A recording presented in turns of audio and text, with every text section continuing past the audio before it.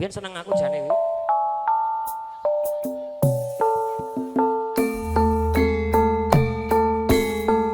Spesial kagem keluarga besar saking Bogor Semar Mulyo.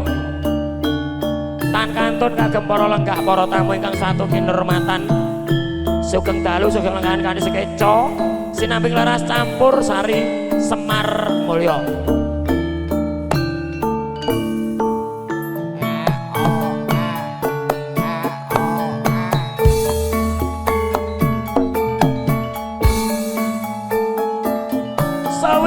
Suwe lawase kowe lunga pamit karo aku pamit yo karepmu ora pamit yo karepmu au ora bisa turu ati susah kangen sliramu kangen yo karepmu ora kangen yo karepmu bagus pembojanku ana beda rasane hatiku beda yo karepmu ora beda yo karepmu apa lunga ra bisa turu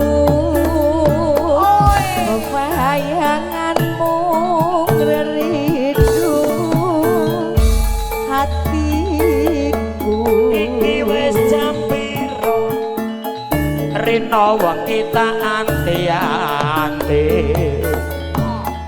aku tetep nunggu kowe bali yo karepmu ora bali yo karepmu rasa kangen ra bisa mari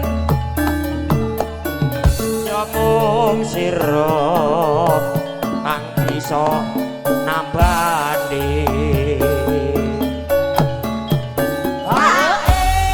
kosek-kosek yo guys tahan napas dulu tak nyedaki samping sih boten nyuwun bayar boten mae MC ne ngelak boten MC ne ngelak sik to aku sik njaluk budhe lho hae mboten menika mak njaluk pake bae lah dikosongan Mas MC ne njaluk es teh gak sida ngene aku aja semalang ya tresna keikira bakal layu yo karepmu ora layu yo karepmu ora suwe aku dangdut kering bisa sumanding ono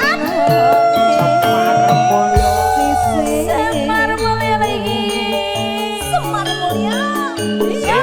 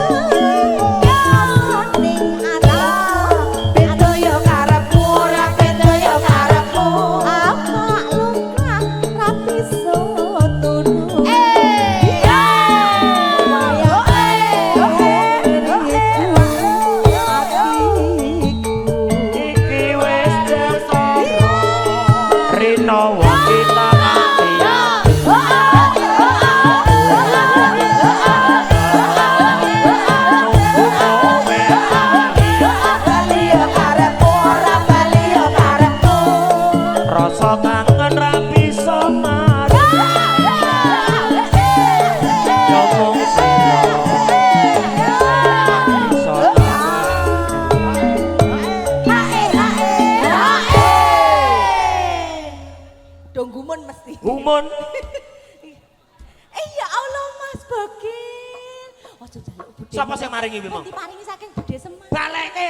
Isin-isin kaya ngono. Masa yo ngono to? Piro kuwi? Ah, Budhe lho. Sing maringi sapa? Budhe Semar pun nitipi menika. Ampun ngoten niku Bu jenengan niku campur sari disawer dhewe. Ngerti kancane pirang-pirang barang kok iso. Gak apa-apa. Piro kuwi? Baleke. Masa baleke? Kancane pirang-pirang kuwi. Lah terus Kurang. kok nambahi. Kowe iki kok yo. Ke lho ditipne yo an lho kena. Nah. Rasah Mas sampean. Rasah. Matur nuwun menika Budhe. Ya Allah. Aku dipeksa lho. Asline kuwi yo ora penak ngono. Ampun ngoten Bu, kula niku jane peng-MC mboten perkawis ngeten iki. Estu. Dipeksa-peksa. Ngapusi yo Budhe.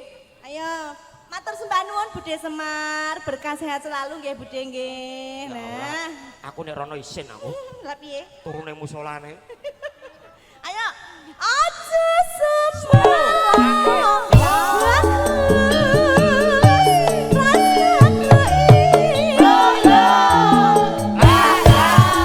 Layu yo karepmu ora layu yo karepmu ora aku rapi tabrak oh ya sesumanding ana ing sisimu sumarmu ya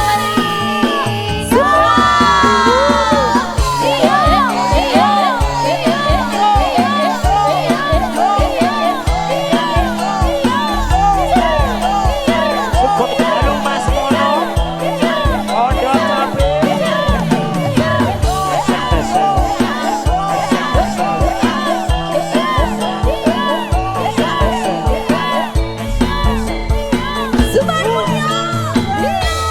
Sawindu suwe lawase. Suwe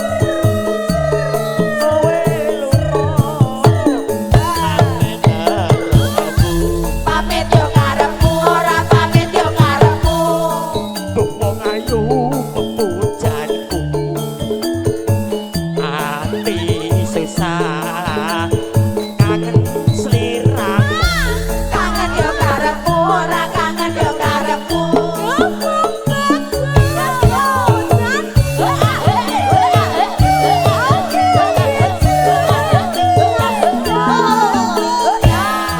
Beto yo karepmu ora beto yo karepmu apa lumrah tapi soduri asik wong bayanganmu hatiku Rino wong kita hati-hati aku tetep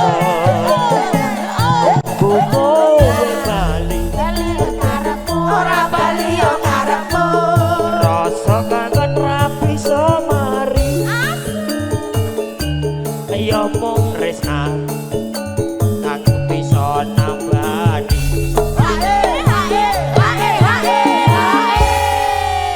matur nuwun ya Dik piye Mas aku duwe udun mbok sikat nganggo dengkul meletos iki aduh amit yo Om mau jane yo gak sengaja gak aku. sengaja kok pas ke lho Mas Mono barang ke ya rawuh ngaturaken sugeng rawuh menika kagem Pak Gino Pak Gino ya Allah Pak pripun kabare kali Bu Gino Pak. ki biyen yo tau nimbali bogel Oke, awake dhewe wis nate Sehat. tenggene Bapak.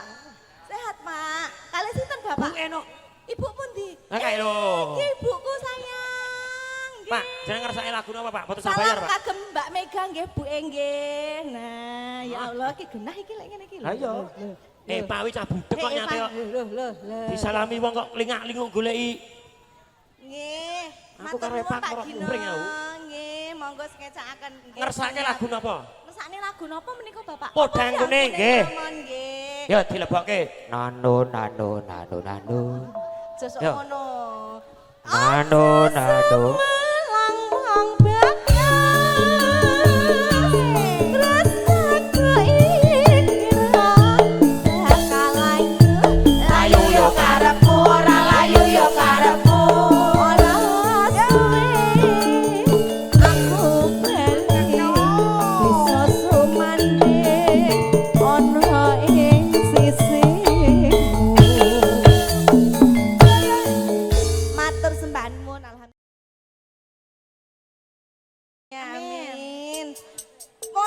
kuning Pak Gino.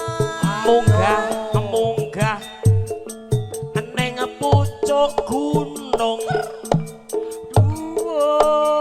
dhuwur bianget anjing erik munggah neng pucuk gunung anjing erik dhuwur rasa nyanyi ra paten Lin Ngono wae kok mutung lho, kowe iki senengane lho. Pengendang bener. Munggah lho apik. Ning pucuk gunung lah. Dhuwur bianget lho penake koyo ngono kok ya genten. Matahari terbenam. Hari Loh. Ya Allah lho iki regane ya Allah. Iki banteng tenan cilike koyo ngene lho. Eman lho. Ya tuku meneh. Penak lho dipenakne Erik. matahari terbenam hari mulai yo mas Wong kok wis tuwek mutungan koyo ngono kuwi. Erik kowe gak cocok karo misane minggat aku iso ngendang Lin Yo minggat. guyon iki guyon Erik guyon yo aku sing salah aku sing minta maaf guyon Erik guyon Oh ditinggal tukang kendang to kowe. Lah terus modus. Erik guyon Erik sakit aduh diku sakit Syukur. Mama Sari dadi sakit Erik Syukur. Ayo oyakan kono Erik ndang. Wis kadung mutung ke mulih ke. Mama Sari Dite Mama Sari ki lho ya Dite Mama Sari Erik Anjay Rik aduh Erik sakit pekok Erik Erik ku jajan kowe sakit kok kene munggah meneh le. Ayah. Syukur kowe rugi 50 to. Makanya aja ngomong mutung malah. guyon malah koyo ngene Rugi to kowe. 50 senengane. ora apa-apa sakit nubruk tutik kok Kok aja golek perkara meneh. Heeh. Kok senengane golek rawan tutik bengi. karo aku ngene Ya ora rawan ora bengi kowe golek perkara bae. Sing sakit korik. senengane. Ejen. Dite Mama Sari kelong 50 iki Ayo. podang kuning Mas Ah, cah bagus ya, dengan makne lho semangat. guyon Rik guyon Rik Kesempatan. Senengan. Yo. yo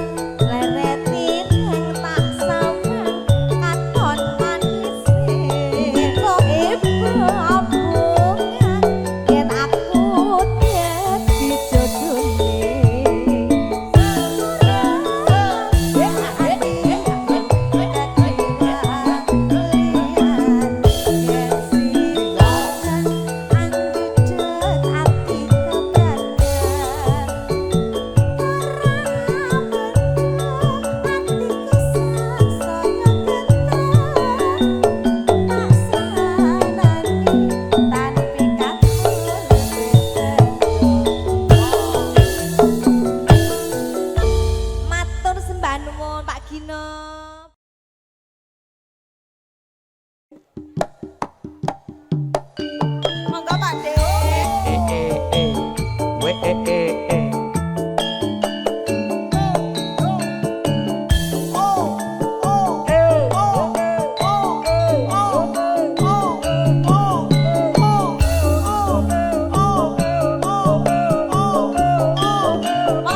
Sarang-sarang bawa.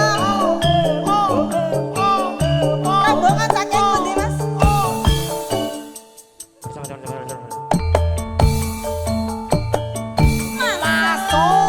Nadyan aku bocah gunung ya banget Pak De, mana? Monggo. ora usah kate nganggo bingung yen to pancen tresno aku mana di mana anak kambing saya Pancen isi dadi lakon. monggo Pak Pono Tinggal di seliramu. Ra orane yen bakal kelakon perpisahan karo aku. iki wis jam piro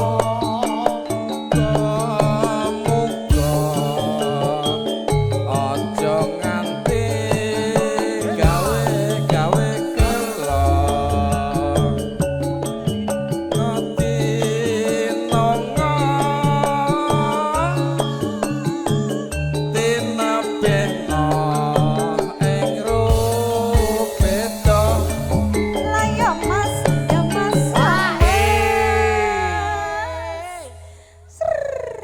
apa kowe ra kelingan dolan nyang omahku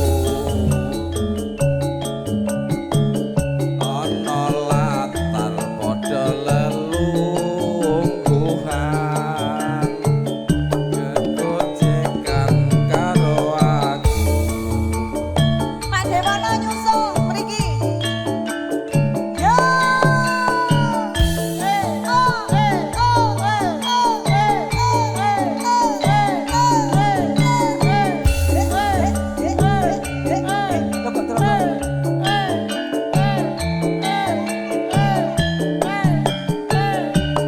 kenawe turi Pak Pono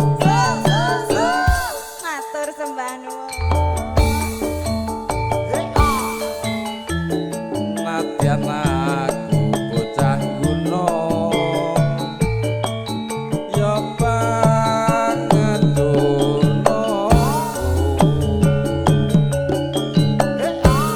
ora susah kate nganggo bingung yen to pancen tresno aku Pancen isi dadi lakon. Ninggal di seliramu.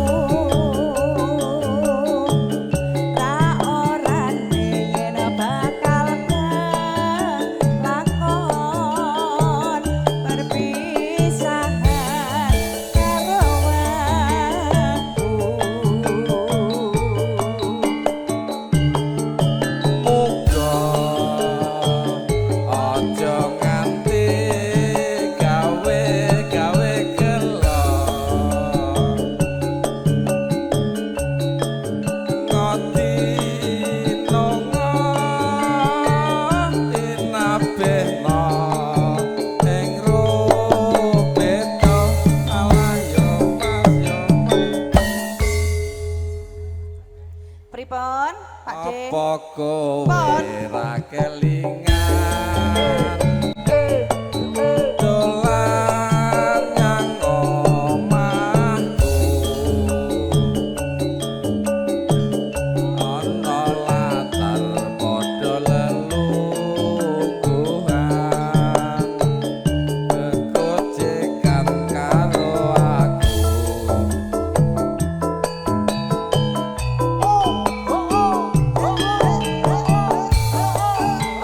spesial Pakde Kupono Pondok Cabe bergoyang asik keluarga besar Cemanggu monggo nyawiji kalian kadang-kadang Semar Mulyo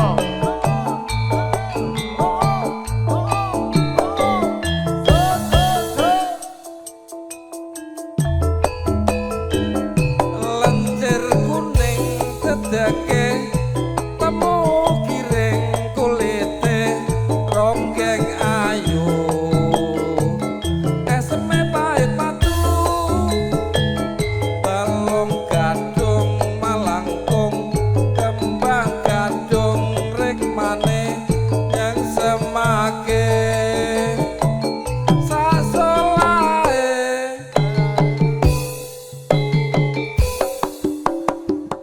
ronggeng gunung kandes luwes merahati sapa nyawang masih sayang marang bisa kadang sapa lena tenang alena yuwana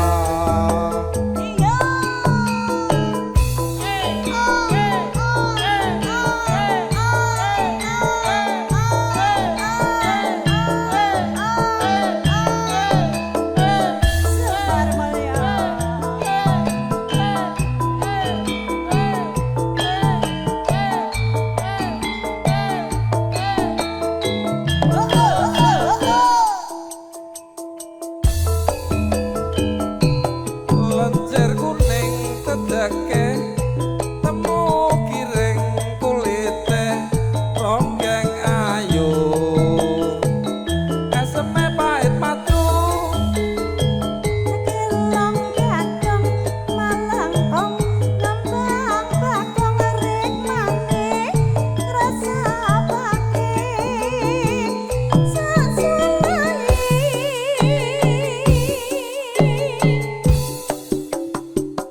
Ronggeng gunung kandes luas paraati sapa nyawang mesti sayang marang bisa tentrem sapa lenokno prayitna yuwana